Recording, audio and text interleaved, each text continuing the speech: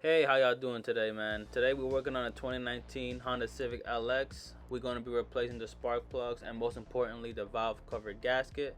You can't see it right now, but it is leaking from the backside, so that's why I'm replacing it.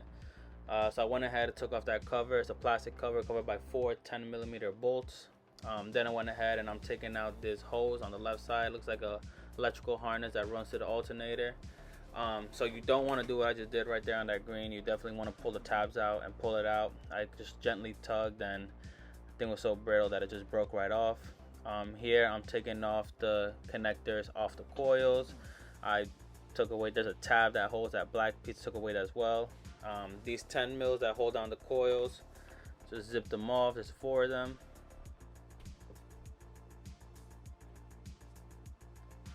There you go, that's four. So I take out the coils now. I put them in the same exact firing order. So just for precaution, I guess, it's the way that I work.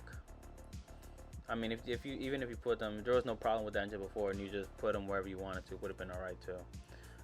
Here I take off the vacuum hose that's attached to the valve cover. You see, I gently pry it off. I don't want to destroy that boot. And it's pretty easy to take off. Shouldn't be too hard. I sprayed some silicone so that it could become softer. So here I went ahead and took off this 10 mil off the valve cover. It's attached to an O2 sensor, and then I started breaking all the 10mm bolts free. So I did it with the long 3/8 ratchet. You don't really need something this long. They're pretty light to take off. A regular 3/8 ratchet would do just fine. I just don't want to take any chances or round anything off by accident, so I just used a heavier one and literally just one click and broke free.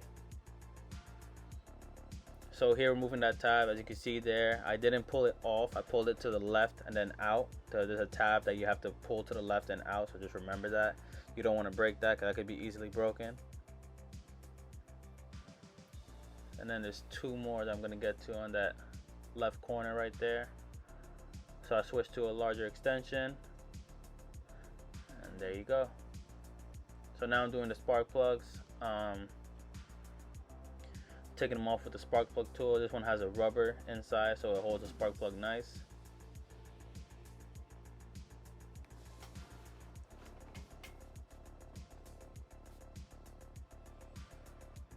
Three, four. Now because I have an electric ratchet, I went ahead and zipped them off after I broke them free. Just be careful, you don't want to really scratch anything up inside. Just take your time and do it nice.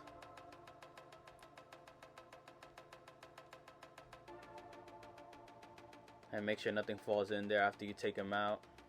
Very important, because you don't want to be doing tedious work trying to get some unwanted whatever inside the engine.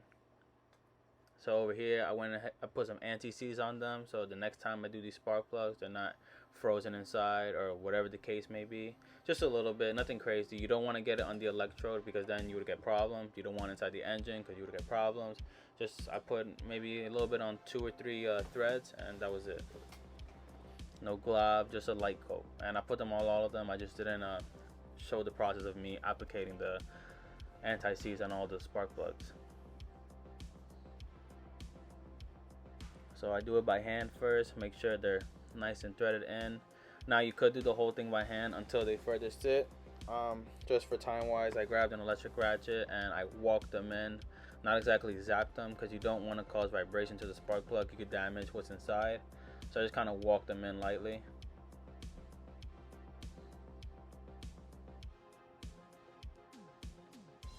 By the way, this socket is a 14mm. I have a special socket that goes on these to prevent it from falling, or I can catch it right up.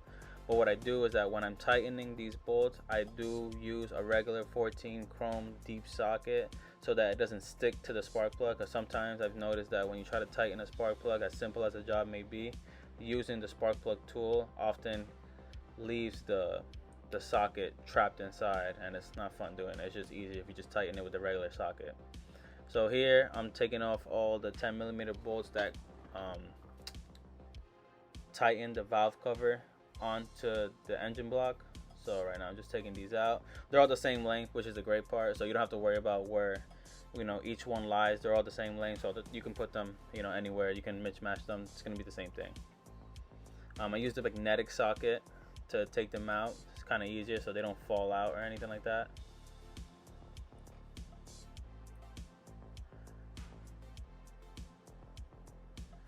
Alright, put them away. So there is a little vacuum hose on the side, on the left corner. You want to be nice and take that out. It's not that hard to take off. It took me 2 seconds. So now I'm gently prying, trying to move the valve cover as much as I can, or cylinder head cover they call it as well. I'm prying. Just careful, you don't want to make a mark on the block or create an indent that's not there or that's not wanted. So just enough to get some play. So now I move it all around. Now you can see I'm getting it off. What's actually holding it are the seals that go into the coil right now. I think they're called spark plug seals. That grommet, that's what's holding right now. So you just gotta make sure to pull it straight up and look at those right in the middle. If you can see those 4. And then I work my way around. What was really holding it was that little vacuum hose right there, and also the wiring harness. Got to make sure to have space or clearance. But there you go. So if you could capture, if you want to pause it, you could definitely look at how it came out. I kind of just took a quick glance and took it off. Right now I'm cleaning it. There was a dirt or whatever there was, a little bit of oil on top, so I just wanted to clean it. So as you can see here, there's 4 points where they have intersection points where the metal's wedge. So there's silicone right there. So I went ahead and took a gillette, a razor blade, and I cleaned it off. Anything that might get in your way or that just doesn't belong there, because then you're gonna apply a new fresh coat anyway, and that's what's recommended. You don't want to go over old silicone because it might not hold right. So there's 4 spots, each corner of the block. So you want to take your time and do that. I wasn't rushing. I definitely wanted this to be a good job. So I went ahead and cleaned up all excess, anything, any oil, sweat, whatever there may be. Leave it like nice and polished clean. Paper towel. So here I use a Brillo pad, a Scotch-Brite, if you may will, and I put some brake clean and went all around the engine. Not too hard where you're like, scratch. I don't even know if you can make an indent on it, but definitely enough to just get it to shine and get everything else off, anything that's not supposed to be there. Here I cleaned the groove out underneath the valve cover. Any oil or any liquids I could drop out somewhere else, I air it out and make sure nothing's on there. I want it to be absolutely clean. Then I went ahead and put on the gasket. So as you can see here, I kind of had an eye for it, and I know that there's a specific groove to it, so I just follow the groove. There are little tabs on it I saw when I was doing the job, so if you wanted to, you could go back to the video, pause it, see how the tabs were, and then put them back on, or just look at this part, honestly. But I just had a feel for it. I saw how the curves were going. I just followed it. So now you see me patting them down all the way around. Took my time here too, because you don't want it falling out or prematurely not sitting right, and then now you have a valve cover gasket leaking again when you just did the job. Not a good thought. So I just took my time, pressed it all in, make sure every corner, every space was pushed down.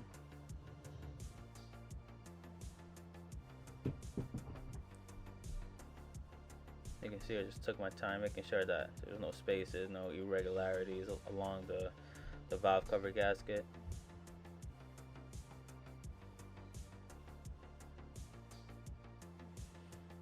Alright, so now I'm applying that silicone. I'm using black silicone. Clear, I think, will do the same. I just had black laying around, so that's what I used. So now I don't know if you can see too well because I had this GoPro on my head, but there's like these little spaces, you're gonna see them. They're like these little wedges, and what you want to do is that's where you want to apply. There's some on top, going on top of the like a little hill.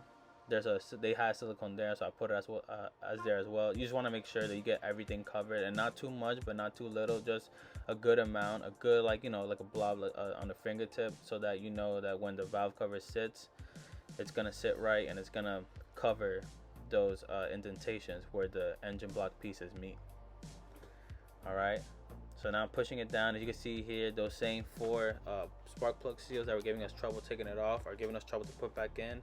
So I don't know if I showed in the video or not, but I did at one point put my fingers on the spark plug seals and kind of push them in gently inside, making sure that they weren't clipping, because if you put them on, even though if you have the valve cover gasket on right, because of those spark plug seals going into those little tubes, those little chambers. Yeah, see, that's what I did.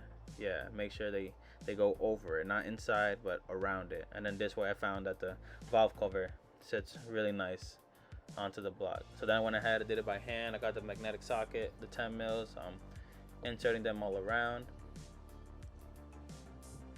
I try to do crisscross, from middle to the outside, so this way the gasket sits nice. Right now I'm just kind of just putting them in as they go, wherever they fit, so they could kind of center itself out.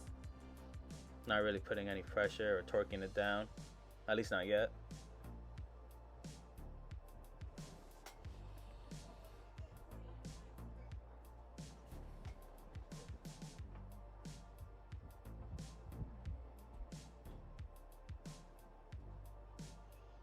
There you go. So I think got a couple more.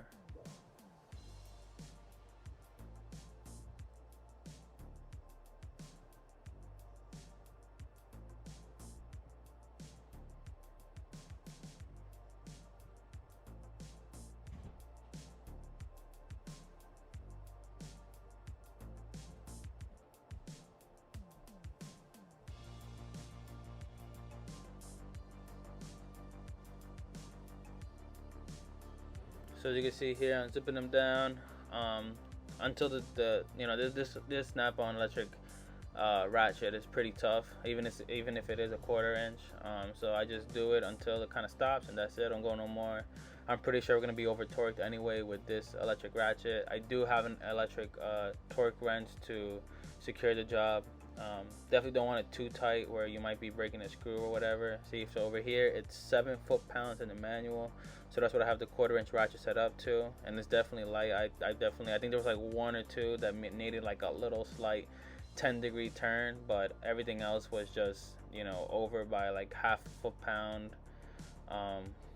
But yeah, only like one or two really needed a little 10-degree turn to be right on the money. With these stuff, especially, you don't want to be using a big ratchet because you will break the bolt, especially if you're a strong guy. Definitely will break them. It'll cause more trouble. So here I'm putting back the ignition coils. I put back the 10 mils. Then you can see I'm pushing it in. I don't like when people zip it when the coil's not sit right. You could create problems for the screw or for the coil, and you don't want that with a simple job like this. Putting back the vacuum hose on the rear. Put the clip back on. I put in the same place to make sure that it's tightly secured. So now we're gonna put that plastic that holds all the wiring inside. Remember the tab. Now we're gonna, instead of sliding it out to the left and out, we're gonna push it in and to the right. This way secured. So now I'm putting the connectors back on. I push this tab back in. So now we're good there. As you can see, I put that hose back in. That wiring harness. Push it back into the valve cover. The hose on the front right side, I'm putting it back in. Got the clamp, nicely put it there. That rubber is very delicate, so don't go too hard on it. Definitely try to be gentle. It's not like a hard hose, it's like a soft hose. I put the bracket back up for the O2 sensor. Do a little zip. That's it. Oh, hold up. Guess I didn't put it on right. Now we got it. There you go. Put the oil level reader back in. Now I filled it up with oil. I think it took about 4.4, 4.5 with the oil filter, and I did an oil change as well. That's a thing we're called. You don't have to do this part if you already have oil in it, but I did an oil change, so that's why I'm putting oil in it.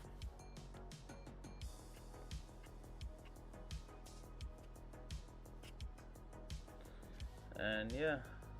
So here I put the oil cap back on. I put the plastic cover on top of the valve cover back on, secured by the 10 mils. I run the engine, make sure that nothing's leaking around the seal that we just put for the gasket.